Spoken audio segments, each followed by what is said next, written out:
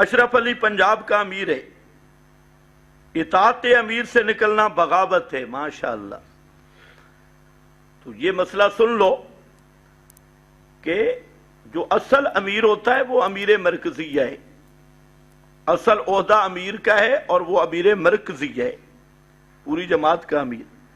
باقی صوبائی امراء یا عہدے داران یہ پابند ہوتے ہیں اطاعت امیر کے۔ اب جب اشرف علی وغیرہ ان حضرات نے اطاعت امیر سے بغاوت کی، امیر مرکزیہ کی اطاعت سے بغاوت کی، تو اب بتاؤ باغی کون ہوگا؟ یہ تو خود پابند ہے امیر مرکزیہ کی اطاعت کے، اور یہ امیر مرکزیہ کی اطاعت اب ان میں ایسے چبل بھی ہیں، کہہ رہے ہیں ہم تو جی امیر مرکزیہ کو امیر نہیں مانتے، بھئی تمہاری حیثیت کیا ہے؟ تمہیں شناختی کارڈ پہ روٹی ملتی ہے، تم کون ہو نہیں مانتے؟ یہ فیصلہ تو جماعت کے مرکزی شورا کا ہے۔ اور مزے کی بات ہے کہ امیر مرکزیہ کو امیر بنایا کس نے؟ مرکزی شورا نے، اور بالخصوص سید عنایت اللہ شاہ بخاری نے امیر بنایا، اور وہ پورے عالمی امیر ہیں اشاعت التوحید و سنہ کے۔ تو اگر اطاعت کی بات ہے تو پھر عالمی اور مرکزی امیر کی اطاعت ہونی چاہیے، اور جو عالمی اور مرکزی امیر کی اطاعت سے نکلے گا وہ کیا بن جائے گا؟ باغی۔ تو اشرف علی جب خود باغی ہے تو باغی کی اطاعت ضرور ہوتی ہے یا اصل امیر کی اطاعت ضرور ہوتی ہے؟ اصل امیر کی اطاعت ضروری ہے۔ اور یہ لوگ امیر محترم کے مقابلے میں آگے، اور ان میں ہمت نہیں ہے۔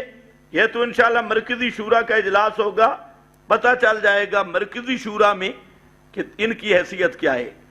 تو بات یہ ہے کہ مرکزی شورا نے ان کو منتخب کیا، امیر مرکزیہ کو، اور یہ چند لونڈوں کا کہنا جی ہم تو امیر نہیں مانتے، بھئی تمہاری حیثیت کیا؟ ابھی تمہارے منہ سے دودھ کی بو نہیں گئی، اور یہی بغاوت ہوتی ہے۔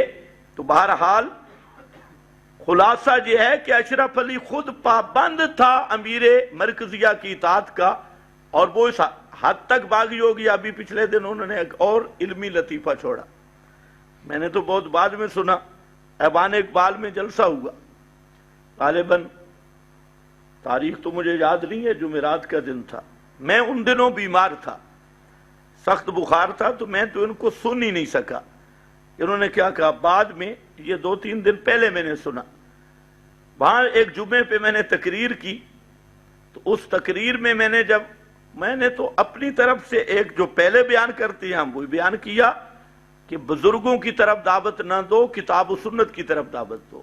بزرگوں کی طرف دعوت دینے والے تو المحنت والے بھی ہیں، خوشبو والے عقیدہ ہمارے بزرگوں کا یہ طریق نہیں ہے۔ اب کسی نے وہ کلپ کاٹا اور کسی بزرگ کے ساتھ لگا دیا، حالانکہ میں نے ان کی تقریریں بھی نہیں سنی۔ تو بہرحال ہاں کیا مسئلہ تھا وہاں؟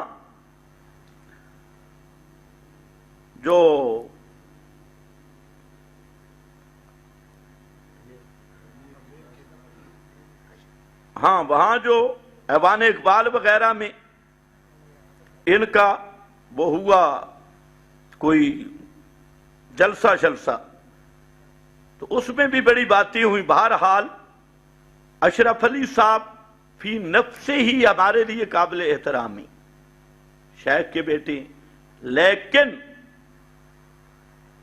اشرف علی کے بارے میں صرف یہ ہے کہ ان پڑھ آدمی ہے، اور ہم یہ شروع سے کہتے ہیں، پہلے دن میں نے شاہ صاحب کو بھی کہا تھا، بلکہ شاہ صاحب کے بیٹے کو، کہ کیسا نااہل ان پڑھ آپ نے امیر منتخب کر دیا۔ تو کہتے ہیں اس میں ہماری سیاست ہے، وہ سیاست ہی لے ڈوبی ہے۔ تو خیر بہرحال لوگ کہہ رہے ہیں آپ کو پنجاب ہو گیا بھئی، بعض لوگ کہتے ہیں آپ کے تفردات ہیں اس لیے بزرگ ناراض ہیں۔ بھئی جب آدمی کے اندر امانت، دیانت، اخلاق، ختم ہو جائے تو وہ اس طرح کے الزامات لگاتی ہیں۔ پہلی بات تو یہ ہے کہ وہ کون سا تفرد ہے، اس کی بھی نشاندہی ہونی چاہیے۔ آپ کے تو آج کل یہ بھی پراپاگنڈا ہم کر رہے ہیں جی تفردات ہیں، تو میں نے پچھلے جمعہ پہ کہا تھا کوئی ایک مسئلہ نکالو جو کتاب و سنت اور دستور ارشاد کے خلاف ہو، تو میں تو تمہاری جان خود چھوڑ دوں گا۔ لیکن ایسے تو ہم بدماشی کو تو ہم نہیں چھوڑیں گے، غنڈہ گردی کو تو ہم نہیں چھوڑیں گے، تو ہم پیار سے چلے جائیں گے۔ کوئی ایک مسئلہ تینوں صاحبزادوں کو میں نے کہا، اب 8 دن گزر گئے کوئی مسئلہ نہیں آیا، صرف جی تفردات ہیں۔ تو میں کہتا ہوں کون سا تفرد ہے؟ اللہ کے فضل سے یہ بات میں علل اعلان کہتا ہوں کہ علماء کے تفردات بھی ہیں، لیکن ہم نے جو بات کی اس کا ماخذ موجود ہے، ہمارا اپنا ذاتی ایک تفرد بھی موجود نہیں ہے، اور نہ ہم عقائد میں اصول اہل سنت کے پابند ہیں، فروع میں اصول احناف کے پابند ہیں، تو تفردات کہاں ہیں؟ ایک دوسری بات یہ ہے کہ علمی تفردات یہ کوئی قابل عیب چیز ہی نہیں۔ حضرت شاہ جی کے بہت سارے تفردات تھے، حتیٰ کہ حضرت شاہ جی جرابوں پہ مسح بھی کرتے تھے، جنازے میں فاتحہ پڑھتے تھے، اور بہت سارے تفردات تھے۔ قاضی شمس الدین صاحب رحمہ اللہ کے تفردات تھے۔ مولانا حسین علی صاحب یہ جو اشارہ بالسبابہ ہے اس کے قائل نہیں تھے، وہ مجددی تھے، تو آپ تشہد میں کرتے۔ اس طرح اور بڑے مسائل تھے۔ تو تفردات علماء کے، اس پہ تم کیسے پابندی لگا سکتے ہو؟ بڑی عجیب بات ہے۔ اور تم جو تقریروں میں تفردات ہیں، تمہارے قرآن کو کھینچتے ہو اور فٹ کہاں کرتے ہو، آیت کہاں سے پڑھتے ہو؟ تمہاری کوئی تقریر میں اٹھا لوں، قرآن کچھ کہہ رہا ہے اور تم ایتیں کھینچ کھینچ کر کہاں فٹ کر رہے ہو؟ یہ تو تمہارے تفردات ہی نہیں، تمہاری تحریفات ہی۔ اور انشاءاللہ یہ 19 دسمبر کے بعد قسط وار آئیں گی تمہاری تقریریں، جو تم نے قرآن کی تحریفیں کی۔ پہلے تو ہم نے تمہاری تقریریں کبھی قسمت کی بات سن لیں، لیکن اب ہم سنیں گے، اور ایک ایک تحریف کو ہم نکالیں گے کہ تم کس درجے میں ہو۔ پہلے بھی تمہارے استدلال ماشاءاللہ بڑے چوٹی کے ہوتی ہیں، سننے والے ہوتے ہیں، کتے گٹا کتے بر بٹا، کتے تواڈی گل تے کتے استدلال۔ خیر، ایوان اقبال کا میں نے 2 دن پہلے سنے ہیں ان کی تقریریں، اس میں جو انہوں نے شگوفے چھوڑے ہیں، الامان والحفیظ۔ ایک بزرگ کہہ رہا تھا جیسے اللہ کی اپنی ذات صفات میں وحدہ لا شریک ہے، نبی بھی اپنی ذات صفات میں وحدہ لا شریک ہے۔ اب اس سے بڑا کفر دنیا میں کیا ہوگا؟ اور سارے مولوی سن رہے ہیں خاموش ہو کر، سبحان اللہ سبحان اللہ۔ تو نبی ذات صفات میں وحدہ لا شریک ہے، تو اس کا مطلب ہے آپ بشر نہیں ہیں۔ اچھا، پھر صرف آپ نبی ہیں، دوسرا کوئی نبی نہیں؟ صرف آپ نذیر ہیں، دوسرا کوئی نذیر نہیں؟